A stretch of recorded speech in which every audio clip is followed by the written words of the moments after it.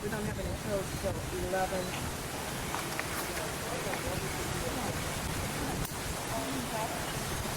Or 11.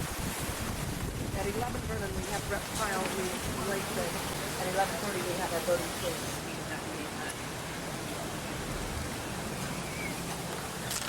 Well, we want to be in that way and it has to sit out. The reptile. Good morning. Good morning. Better, but not till 11. Is this still on?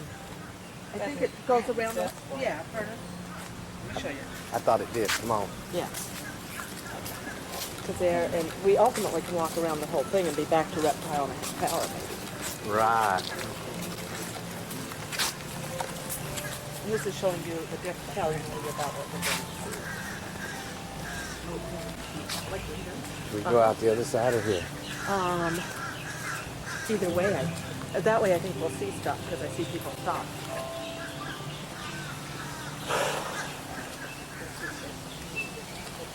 When we come at 11:30, this is where we see Feathered Friends show. It's quite cute. It's a little bit of an expansion of what the bird show was at the rainforest. The same idea though.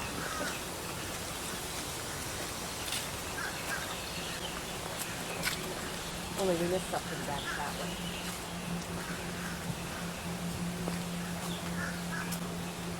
Yeah.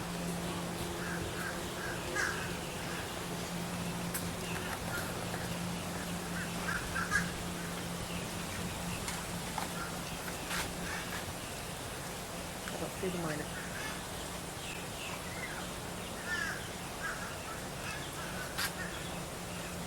Oh, they're up.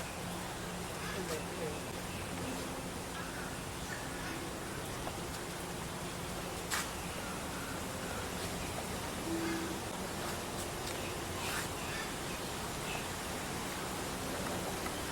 Maybe on the ground like this one over here too. Yeah. They actually have a nice inhabitant for them.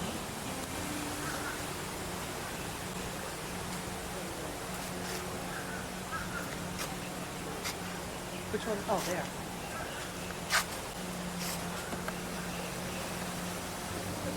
And actually one of them, and then three or two over here on the.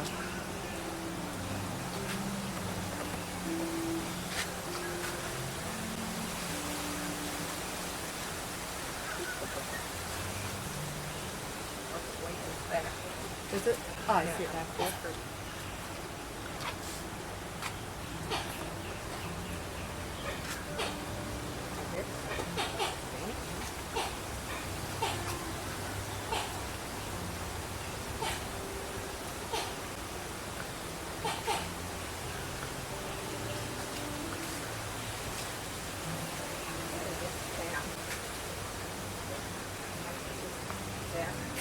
Oh, yeah. Did you get?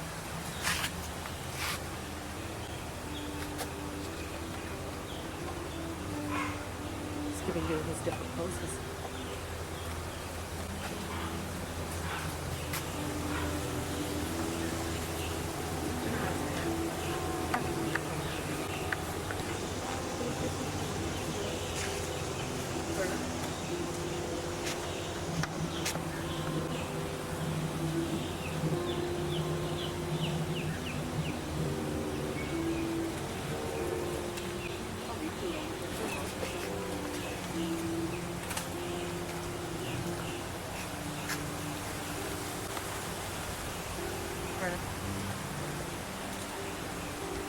One on the wall here.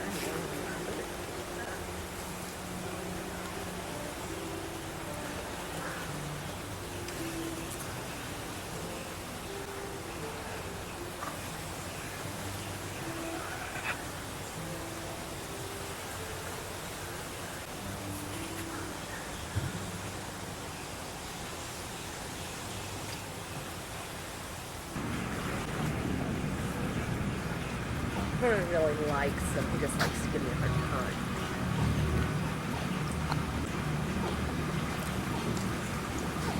Okay, one still camera.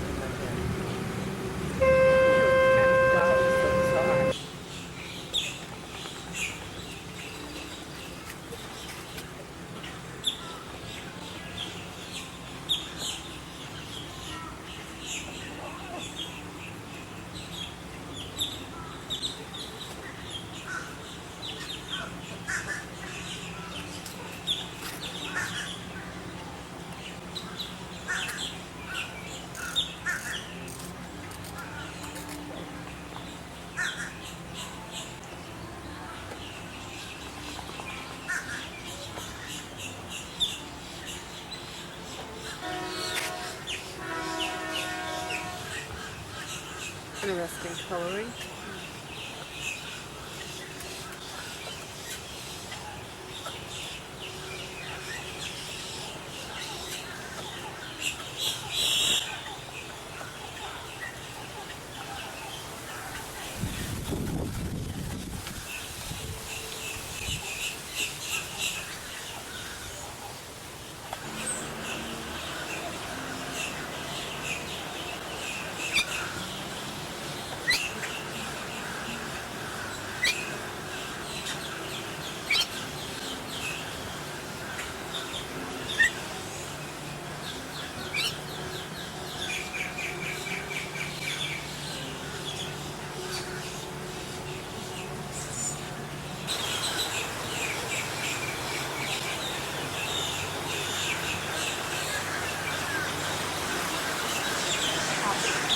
Black neck swan.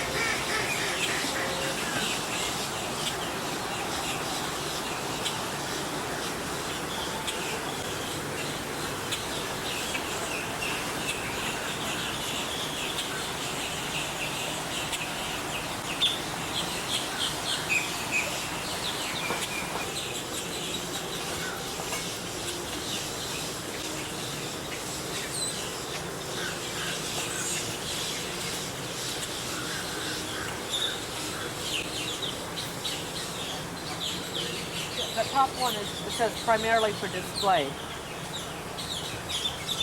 Oh, that's the on. Yeah.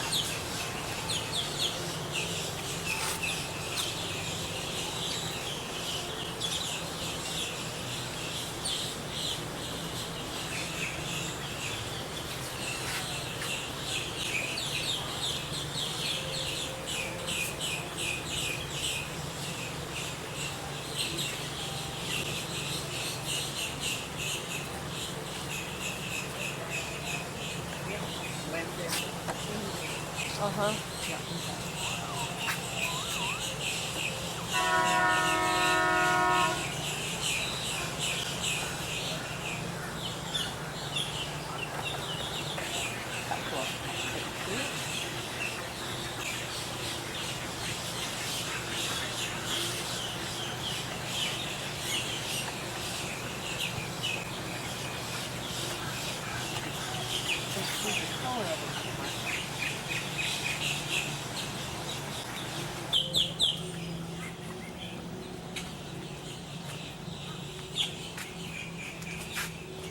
I don't think there's anything there.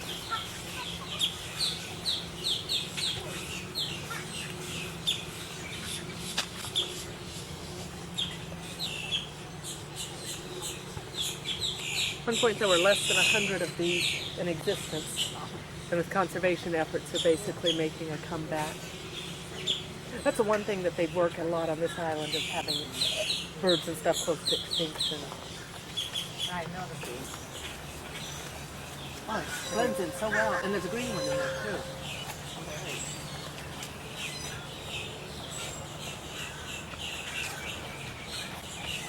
You see? Yeah.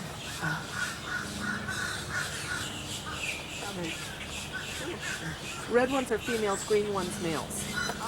Oh no. What? Oh, ick. Next, please. You have one. I'm not sure.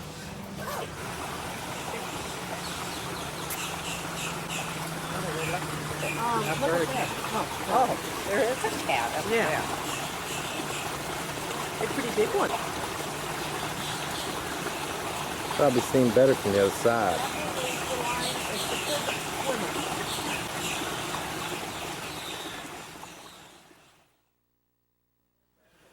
No, I hadn't either. They gave him a nice little inhabitant there.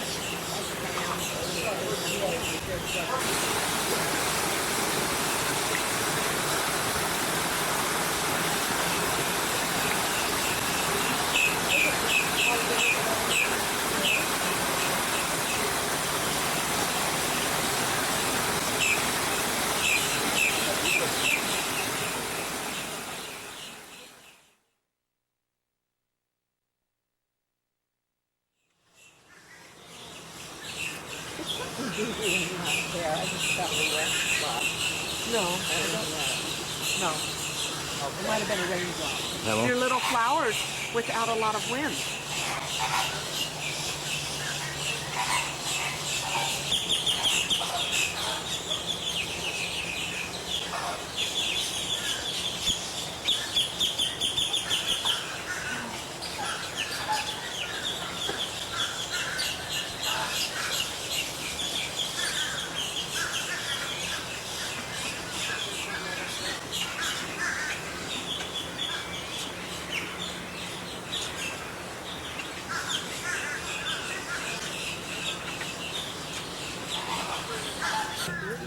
A La Mer.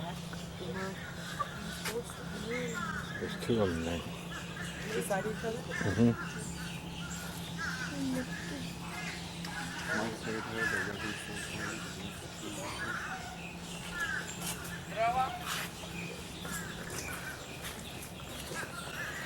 Lemur. Look at this shell.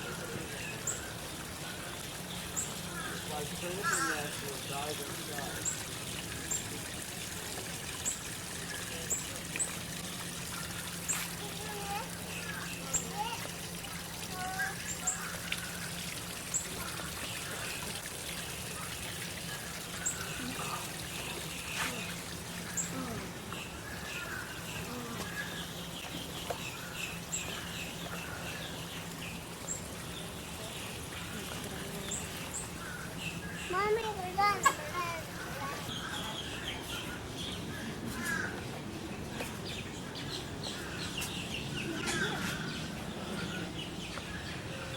What?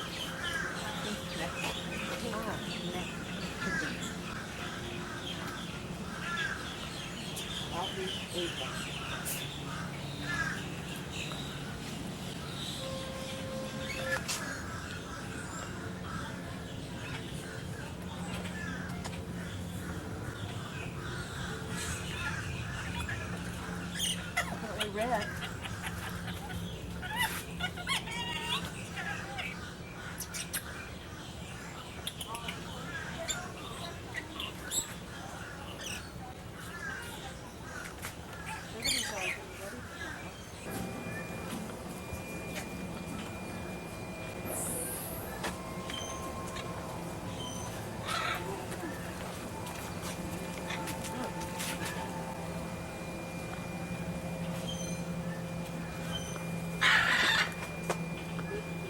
Golden-haired little mammal.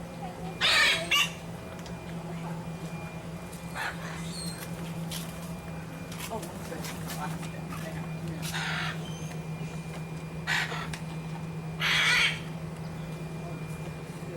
that's a little thing, yes.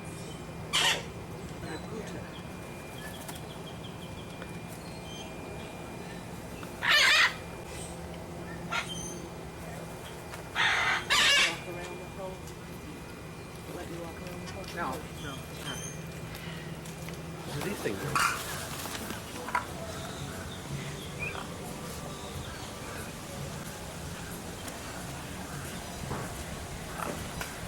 Because if we miss reptile relations, they have another one at 12. An hour?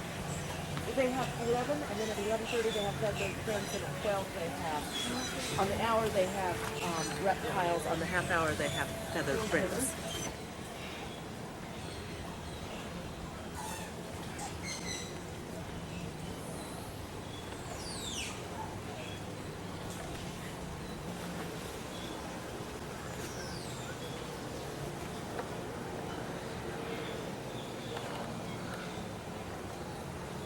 Get me a mom with the flamingo.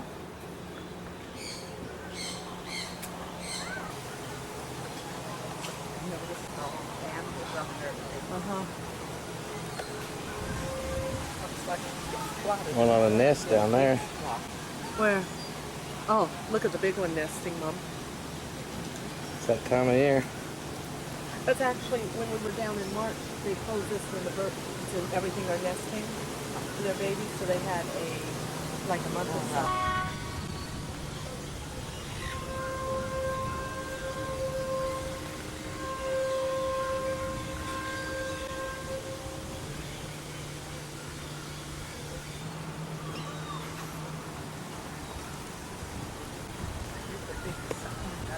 Yeah.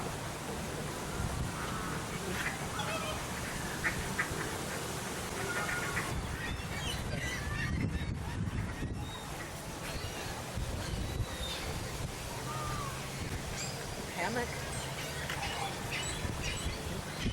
I don't know if I want to let them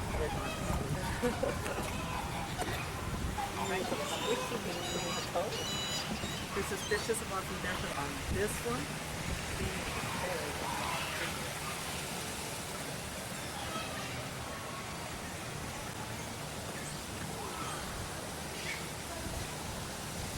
That depends on the restaurant sign for you, isn't it?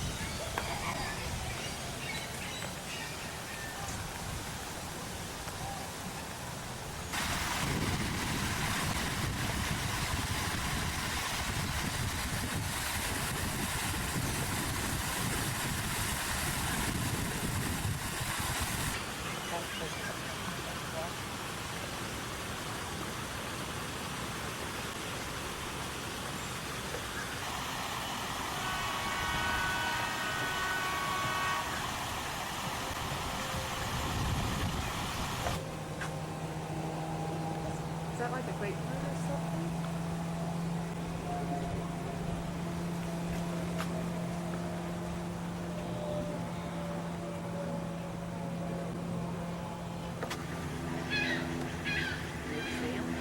No, I don't.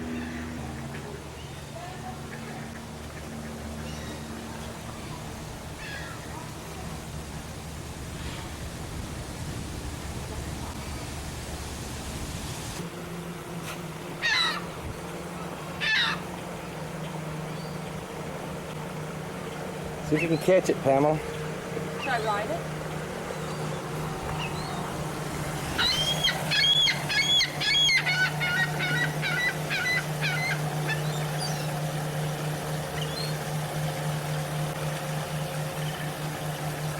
$6 to follow mine. Oh, how nice it is. You can take your picture. Do you want me to pop up on the rail? Yeah. Just jump up on the Get rail. on the rail, she might push me off. That's what I think he's planning. Oh, yeah. Oh, boy. Let's see. Let me look at you the camera. Okay. Yeah, it's on the handle of that. Right here. Do you have any napkins? Oh, to wipe off. I am. This is something, yeah.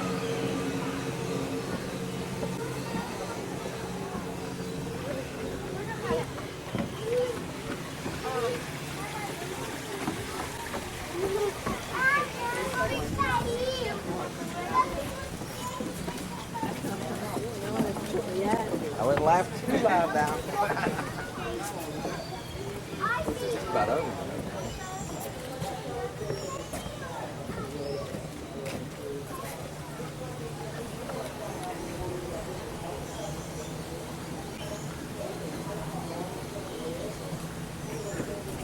Saba. Saba.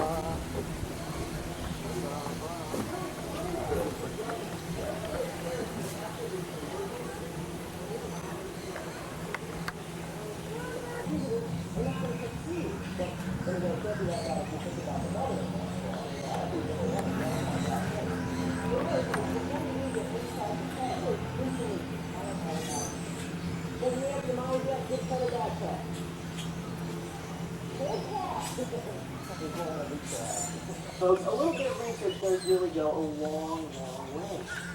Now, one thing I do want to leave you folks with, my entire cast here does have a great spoiled life. I don't think I have to show you that. I mean, they work in, what, 3 or 4 days? Plus, they live in Disney World.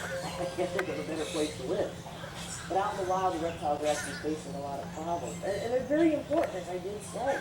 Now, if you don't understand why the reptile is important, here's a good example. Something like Reggie and all the large snakes and all the large crocodilians are just removed. That's 2 really big pieces are taken out of the picture. It's going to set a lot of things out of whack. A lot of animals do depend on that change. Other animals, in life, are actually dependent on what happens.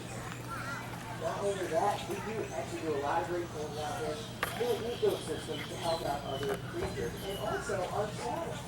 Even snakes do some really great things like control. Not many of us like rats.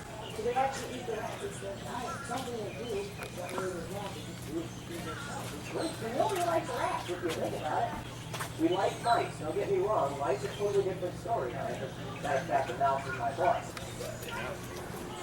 looks like a mama with me. Yes, it's a pet.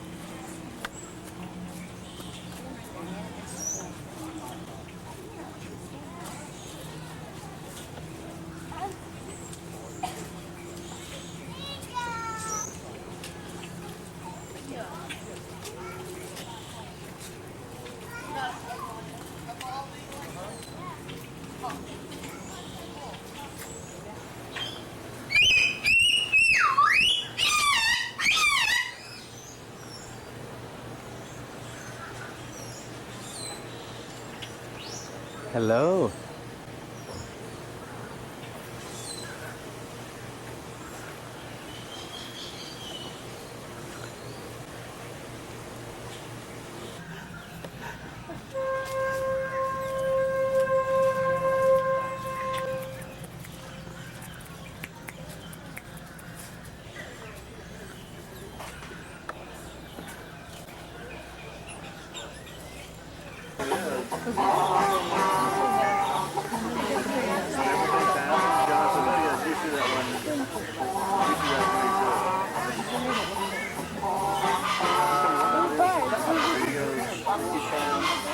Yeah, she's my biggest opening.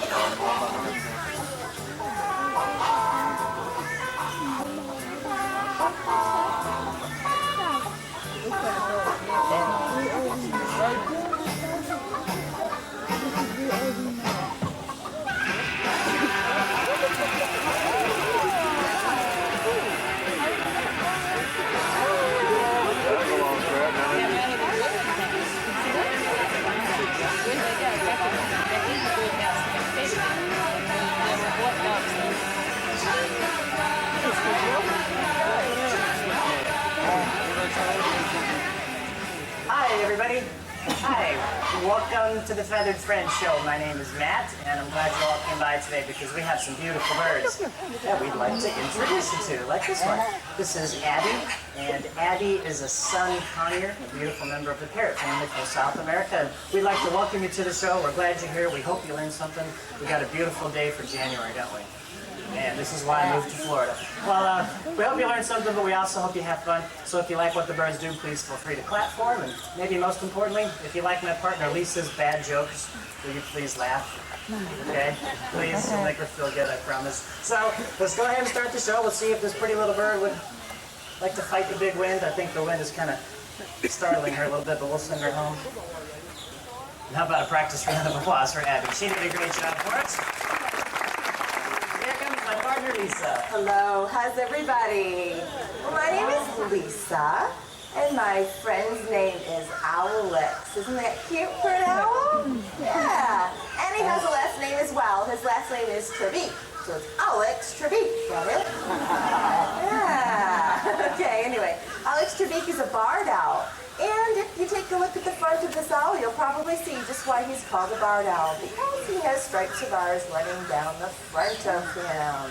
Kind of neat. These guys are really common here on the East Coast of the United States. You're staying here in Disney territory, Disney property. You might want to just keep a good look out tonight, because you just might see one. Speaking of seeing, take a look at those big brown eyes. He has absolutely huge brown eyes, but a little tiny skull. So you know what that means? there isn't much room for much else in there, is there? No, those legends about the wise old owl are not exactly true, but that's okay. We're not going to pick on Alex, though, because Woody may lack in some things, he certainly makes up for in hunting ability. The owls come in all different shapes and sizes. Let's have a nice warm welcome for little Gizmo. So Gizmo is an eastern screech owl. Eastern screech owls are also found here on the east coast of the United States. He's a little more difficult to spot, however, because that's not a baby owl. That's a full-grown adult owl. Now they come in two different colors. Count them two. Number one is the gray color. Number two is the lovely red color that Gizmo is. The colors have nothing to do with whether one is a boy or one is a girl. They both come in both colors. Now if you take a look at the top of Gizmo's head, you'll see that he's got a couple little things sticking up. Those are his feather tufts. Alex here doesn't have them. See, those little feather tufts help this little owl in a very, very important way. When he wants to protect his territory, what he does is he puts them straight up in the air, just like that. And that makes him look big and tough and scary. You don't believe me? Oh, wow. When you're only 5 inches tall, you have to use everything that you have. That's going to do it for little Gizmo. Okay, Gizmo. Okay, well, let's talk a little bit more about this beautiful owl. As I said, he's got great big brown eyes, and those eyes can see about 100 times better than we can at night, which is really good because that's when his favorite food comes out. Y'all know what he likes to eat? Mice, not Mickey Mouse, though, right? That's his boss. But he does like mice and rats. Those are some of his very, very favorite foods. You may notice once in a while that Alex will turn his head around. There's a little while ago he had his head around backwards. Some people ask us if owls can turn their heads all the way around. You think he can? No. If he did that for us today, this would definitely be his last show, wouldn't it? Yeah, his little head would pop off. But he can turn it about 3/4 of the way around. He's got a few extra bones in his neck to help out. But he doesn't have the muscles in the sides of his eyes, so he's got to be able to do something to look around. If he can't move his eyes back and forth, he's got to be able to turn his head. His hearing is great. He can be perched up in a tree. Hear the rustle of a mouse or a rat way, way down on the ground. He has soft, flexible feathers that give him silent flight. And a family of barred owls can eat between 15 and 20 mice in a single night. I think that deserves a nice round of applause for Albert. Thank you, Alex. Okay, I have another little member of the parrot family with me. This beautiful bird is a mustached parakeet. They come from the tropical rainforest of Southeast Asia. And this guy's name is Gucci. And Gucci, like most parrots, can imitate sounds pretty well, so Gucci's going to do some talking for us, but he is too small to clip a microphone to, so if you're going to hear him, he's going to be borrowing mine. All right, can you say hi? I think 2 people believe me. It was him. It was him, I promise. He said, hi, Gucci. We'll do it again. And you can also say, hi, Gooch. You want to say, hi, Gooch.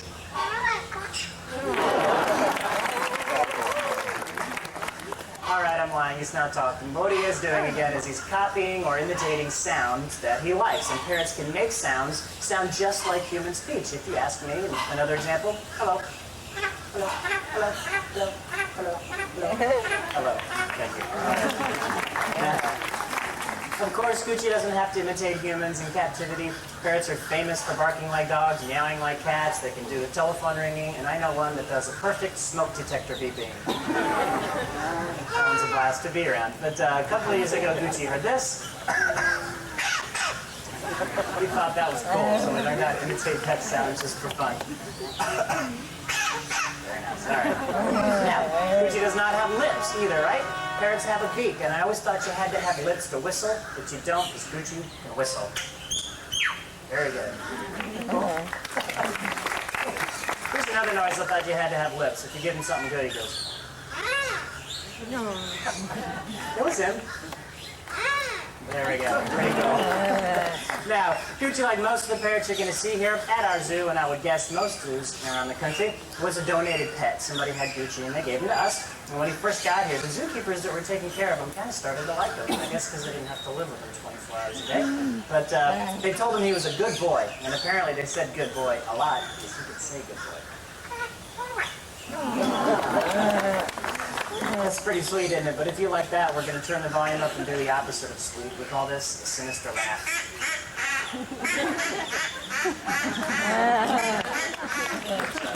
All right. Very sinister laugh. Now, Gucci's fun to have in the show. He's very beautiful, and I think parrots are pretty intelligent for being birds. But having said all that, I do like to caution, I do not recommend them to have as a pet. And that may be a little surprising, but I want to remind you that Gucci was somebody's pet, and you wouldn't believe how happy they were when we said we'd take them from them. And I think it's because parrots are harder to take care of than you'd ever guess just by looking at one. And don't expect to buy a pet parrot and have it perform like Gucci, because it probably never will. It takes a lot of time and effort to teach parrots to perform like this, and if I had a pet parrot, I guarantee you wouldn't act like Gucci. But really, the most important thing we like to say when we're talking about parrots as pets is I'm not saying that nobody should own a parrot. I just want to say if you really want one, please do the research, find out what it takes to have a parrot as a pet, and then make sure any bird you buy was born in captivity, and ask for proof. Because even though it's illegal, thousands of parrots are smuggled into the country for the pet trade. We think quite a few species are going extinct, just so somebody can have a pet parrot, and I hope that doesn't happen.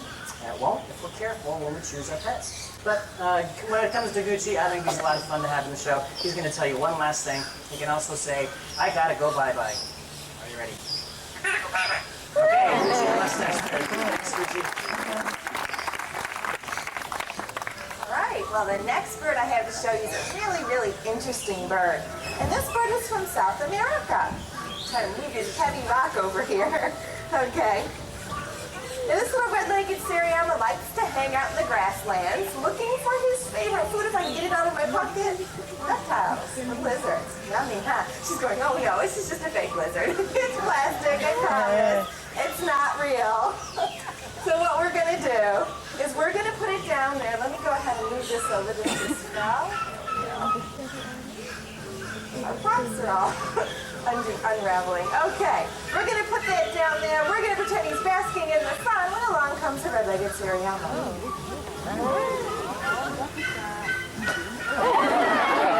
That's what he likes to do. Move it over there.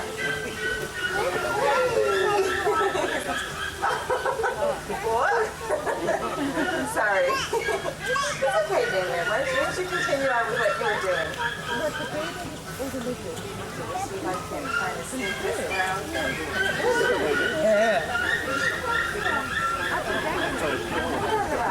There we go.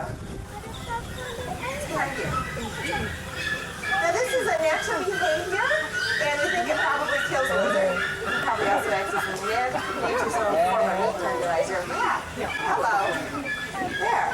What they do is they come for something hard like a rock. Hello. Oh, there. There you go. Good. And they just kind of smack it on the rock just like that. Her name is Bam Bam. She probably never call her.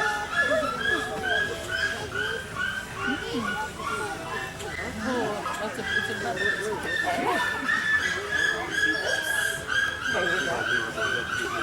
Now this bird is fully flighted, so you can probably guess that it's a little difficult to get this lizard away from this bird. So I have a little trick that I'm going to try. See if I can get her to stop slamming this lizard. Okay, we'll let her slam it one more time. There's a treat there. There's a treat back by the door. Look. Woo! Woo! Back there. Wow! The door is going to open up. Ding. She's going to saunter off. There she goes. There, guys. That's the lizard. The pictures are petting.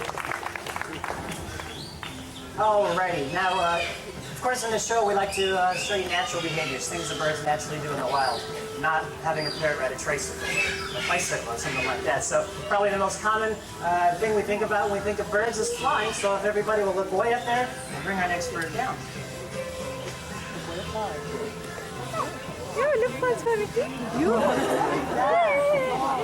There we go. This is Hudson. Hudson is a Harris hawk. Harris hawks come from Mexico in the desert southwestern part of the United States. And Harris hawks look like hawks because they are a hawk, but they don't always act a lot like a hawk. These birds are very social. They are not solitary. They live and they hunt for their food in a pack. It's very similar to the way wolves hunt for their food. Harris hawks will cooperate with each other to chase the prey Once one of them catches it, everybody gets a little share of that meal. That is very unhawk-like to do that. Normally they protect their food from just about everybody except their babies. Now, we're going to do a little flying for you here to show you just how beautiful Hudson is.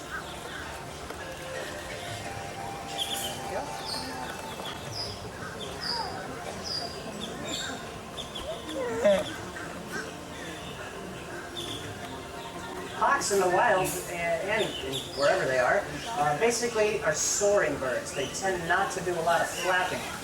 So Hudson's in really good shape. He's our Carl Lewis of the bird world. Basically, when you see a hawk in the wild, they use the Earth's warm current, or the air's warm currents rising off the Earth to raise them up into the sky. They use those broad wings to do that. Birds like falcons have long, thin wings like a jet fighter. They're the ones that come streaming down out of the sky to chase birds. But hawks, when they fly, they don't like to flap their wings. They use the wind and the warm air to do that for them. This is the part of the show, by the way, where we make sure you leave with a different hairstyle. If you haven't already noticed.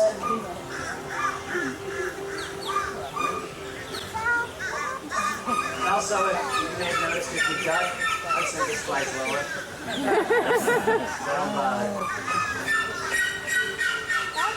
hear that beeping backstage? That's Bam Bam.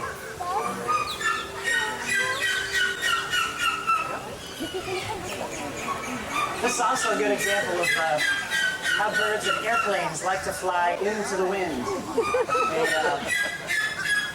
It's a lot easier for Hudson to fly to me than it is to fly to Lisa. You notice he flaps a lot less and lets the wind hold him up. But when he goes the other way, he's got to work hard.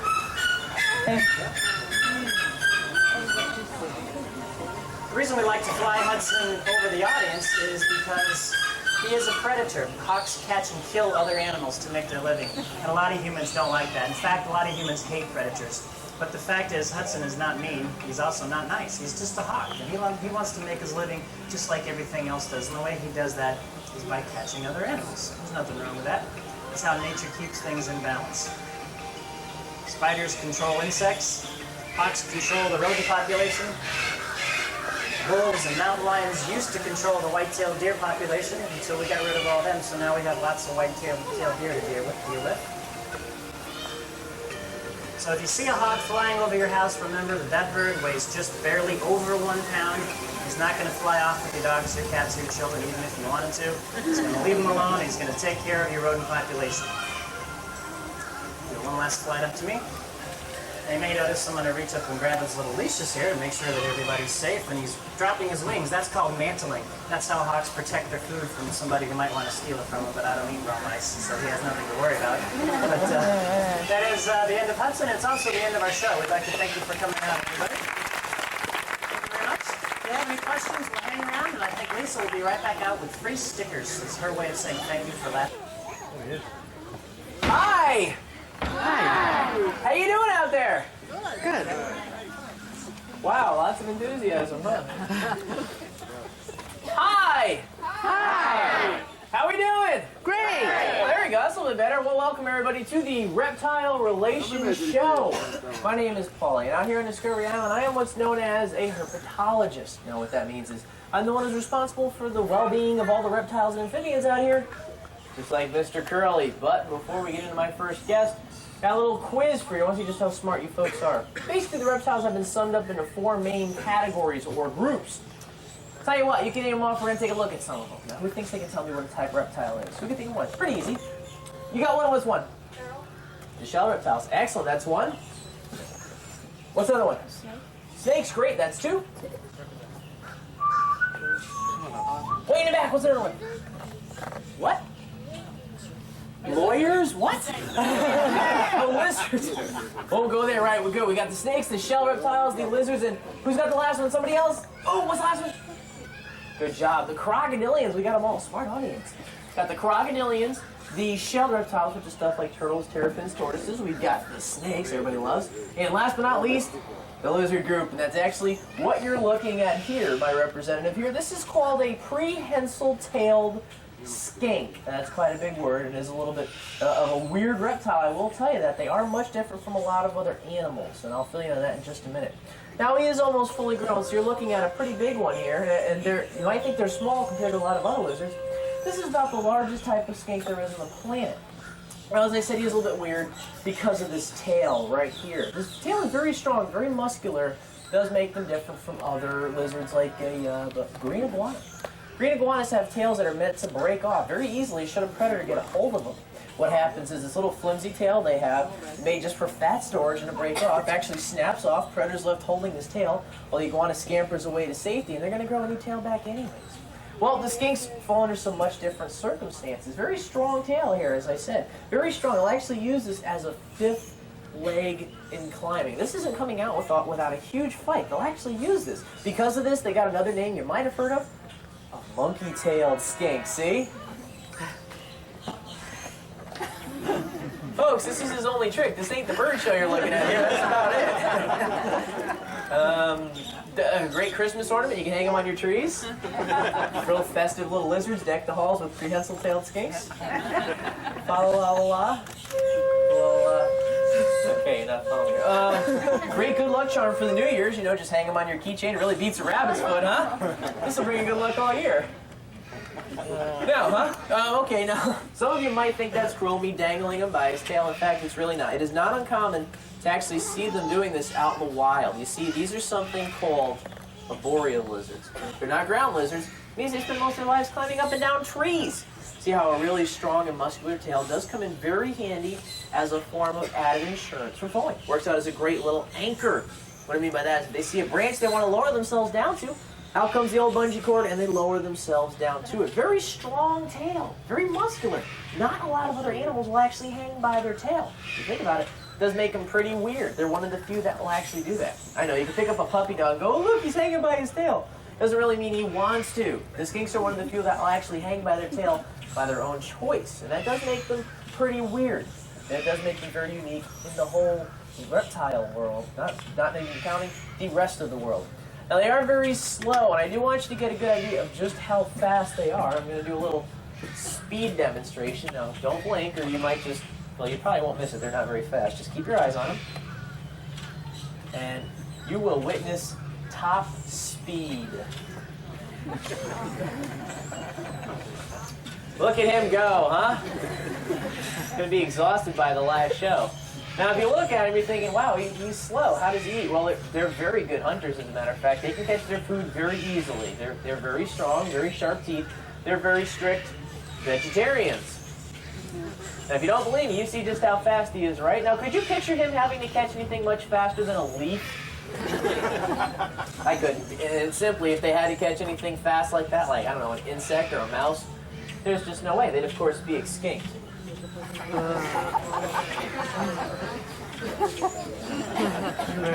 These lizard jokes really skink, don't they? Okay, let's see. Folks like crocodilians? Yeah. I know two of you do. Do you folks like crocodilians? Yeah. Okay, just making sure you're still awake. I think you're going to recognize my very next guest, probably one of the best known types of crocodilians on the planet. Matter of fact, one of our local favorites here is found right here in the southern U.S. As a matter of fact, very well known. Almost as well known right here in Central Florida as the big mouse himself. There we go. Now what you're looking at here is very well known, probably the best known type of crocodilian. This is called an American alligator. Everybody's seen these before. They're very popular in zoos. You're seen in swamps and rivers right here in Central Florida.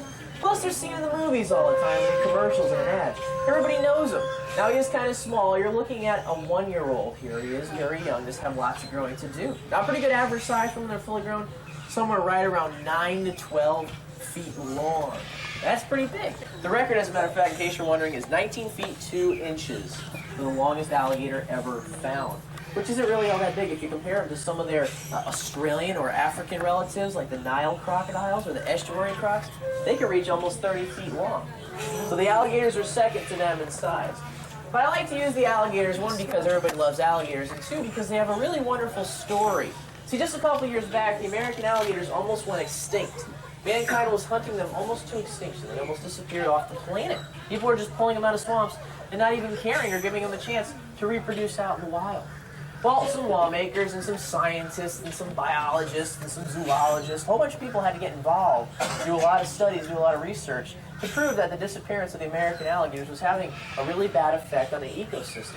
Alligators are very important. They hold a really big spot in the food chain. You've all heard about that. Very important. Affects a lot of other animals. Plus, they do a lot of great things out there to help mankind. Plus, a lot of other animals really depend on stuff that the alligators do. They're very important creatures.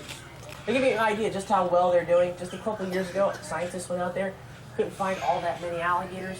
Today, they guesstimate there's about 1.5 million American alligators right here in Florida alone. So they made a really great comeback. But it took a lot of help. A lot of people had to get involved, had to get some education, and had to start caring. It took just a lot of common, ordinary people to get out there and spread the word, let people know what the alligator was going through. Not a lot of people realize just how important reptiles are. Now, actually, we're taking the success we've had with the American alligator and mimicking it to other species survival plans we're trying. But actually, the American alligator, as I said, very well known. Nothing all that unusual about them. Common, ordinary, everyday alligator. No bells or whistles or fireworks about them. Hey, I got an idea. You folks want to see something really cool? Yeah. Folks, your enthusiasm is deafening. You folks want to see something really cool? Yeah! I'm going to make you talk to me sooner or later, folks. All right, great. Before I can take out my next guest, though, for safety's sake, I've got to put Brutus away. As I said, he is the top predator. And I don't need a food chain demonstration, so everyone please say goodbye, Brutus. Bye, Brutus. Bye, Brutus. Ready? Goodbye, Brutus. Goodbye.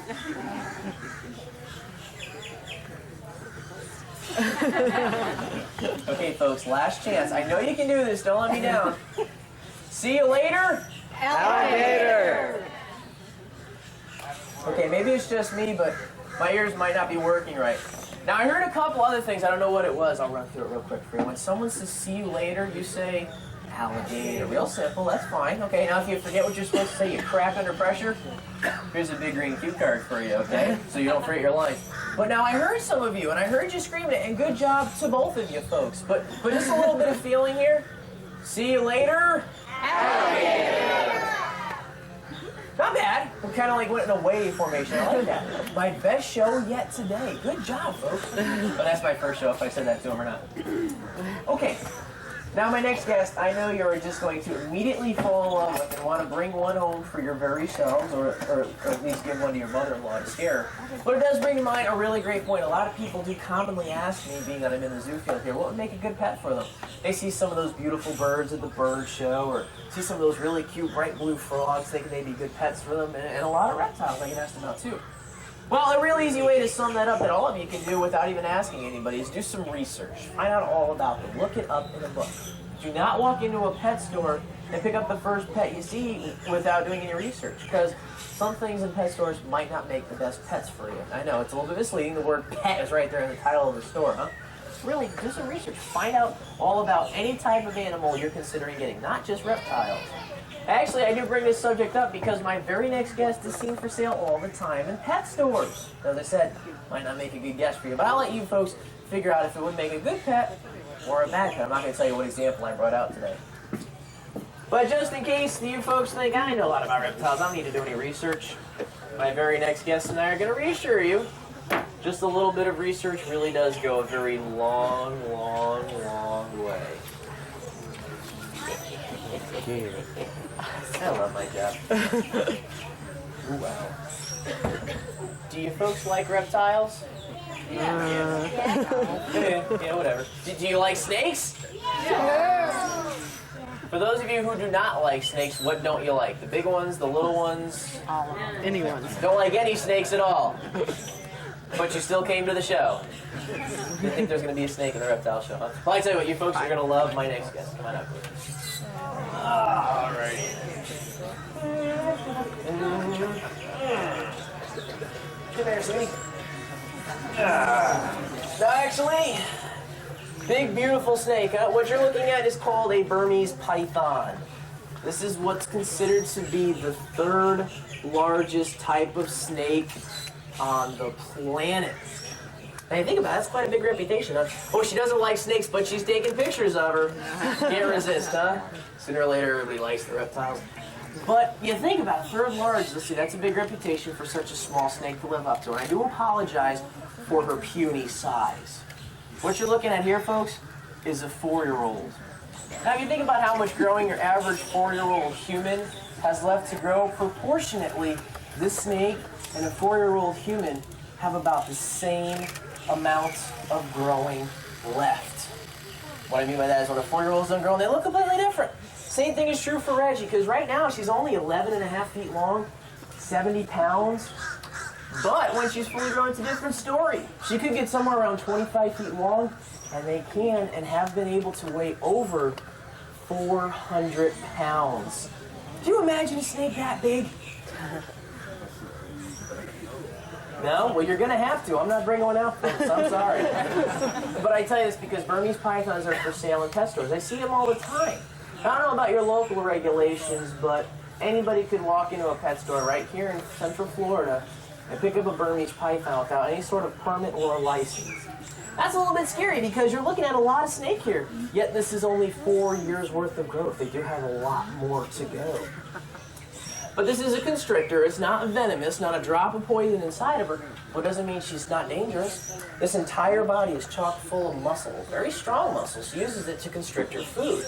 And just because there aren't any venomous fangs, there's still teeth in there, though, I'll tell you that. 6 rows of very sharp teeth that point towards the snake's throat. It's very helpful because she doesn't have any hands or claws to keep food inside of her mouth. So what she does is those teeth actually hold it in for you. What that translates to, if the snake were to latch onto your arm, you have a very hard time without getting the snake off, without doing any more damage to her or any more damage to yourself. You gotta think about that. A very big, strong snake like this could actually be very dangerous to you. Plus, they can live a long time, too. Burmese pythons can live upwards of 35 years. That's a very long time. As I said, you want to research everything, right? Not just reptiles. Some of those beautiful parrots you've seen at the bird show can live upwards of 80 years. Some tortoises can live up to 150 years. You could potentially be passing down your pet to your grandchildren if you make the wrong choice. And really, you do have to find out. Those birds are beautiful, but they'll gladly destroy every piece of furniture you have and scream loud enough to make your neighbors hate you. Aside from that, some of those beautiful frogs you might have seen have really strict water requirements, and it is very easy to kill them. Especially big snakes like this. You're not going to get a lot of visitors if you have snakes like this roaming around your house. It could be a good thing, though, for mother-in-laws. You can keep those away. That's not a bad deal, huh? But you really do have to do some research before you go out there and get something. Now, I don't want to steer anybody away from getting a pet reptile or anything. There's some wonderful ones out there. You just got to find out which are the good ones. And it's not that hard to do. You got to do some research. Look it up in a book. So have we decided yet? Good pet or bad pet? Bad. Bad pet? That's fine. That's okay. Doesn't mean, though, that they don't have good uses just because she's not a good pet. Really great education animal. I have a great time out here teaching people all about different kinds of reptiles and telling them why they're important, especially when I tell people they need to do research. Something like this really seems to drive the point home, especially the fact that we get calls just about every day here, people wanting to donate their Burmese python or their boa constrictor. Something else we get a lot of calls about, people wanting to donate green iguanas. What happened was people went out there and bought these animals not realizing what they're getting themselves into.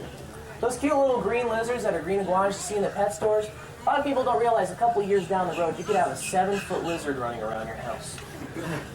You might not want that once you find out what it is. So really, good way around that is do some research. Very important. It does go a very long way. Now, one thing I do want you folks to be aware of is that the reptiles are actually facing a lot of problems. They're going extinct, usually due to a lot of things that mankind is doing to them. As I said, the alligators were going extinct due to overhunting. They're not now being hunted, but they're actually facing some water pollution that's destroying their homes. The skinks right now are facing some really bad habitat destruction on the Solomon Islands.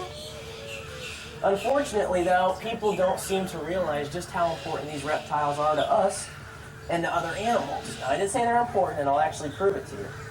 Now, if you don't like reptiles and they aren't your favorite, that's fine. They don't have to be. But other animals you do like, it depends on what happens to these reptiles. Put your hand. Come here. Did you really think I was going to crush her head inside the mouth? Thanks. You people have a lot of faith in me. If you cut her head off her, man. That's a great idea. Yeah. All right. Now, as I said, these reptiles are very important. And all joking aside, they do affect a lot of other animals that we do like. Case in point, the food chain, you've all heard about that, right? When they're fully grown, Reggie and Brutus are going to be at the top of the food chain, or Reggie and Brutus, or way you want to look at it. When they're grown, they're going to be at the top of the food chain. Now, if you do take those big pieces out, like all the large snakes and all the large crocodilians, it affects a lot of animals. A lot of animals depend on that chain of events in the food chain. Very important. Other creatures do actually depend on what happens to certain types of reptiles, not just because of the food chain. They do a lot of important things out there in the ecosystem for you. Very important. Basically, what I'm trying to say is try to be kind to reptiles. They really are important creatures, and they do really deserve our help on this planet that we share with them. So what's the message? Be kind to reptiles. Pass it on to others. People do need to know why they are important. With that in mind, I hope you folks just have a great day out here on Discovery Island. As if